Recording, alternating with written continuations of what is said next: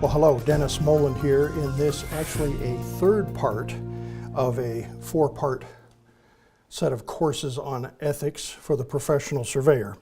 And this segment is devoted to the NSPS professional canons. And before we look at those or anything, I just want to remind you, NSPS stands for the National Society of Professional Surveyors, which is our professional association at the national level in the United States. And they, as I believe they should, have created a set of, I don't want to call them minimum standards, and they don't either. They called them professional creed, which we went through in the previous course, and now the professional canons, which we're going to look at in this course. And so they have put these forth, and actually many states have adopted these just word for word. Some have added some things, done something different. But for the most part, they really do involve all of the issues, major issues that we need to look at when it comes to ethics for surveyors.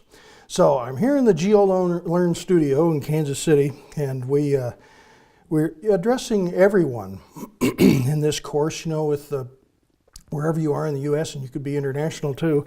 Ethics knows no international boundaries, doesn't know state boundaries.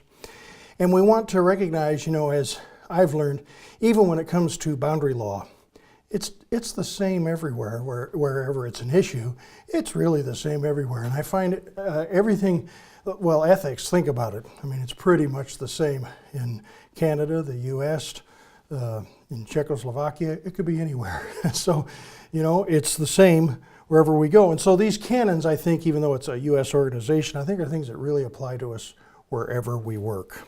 So let's set a goal, if you want to call it that, and that is that we will discuss the 7 professional canons of NSPS. And if you look at that picture there, you see that is it's called Ellicott Stone. And Ellicott was the surveyor. In fact, he was part of the laying out Washington, D.C., and he was the one that went and ran the line between the United States and Spain when Spain owned Florida.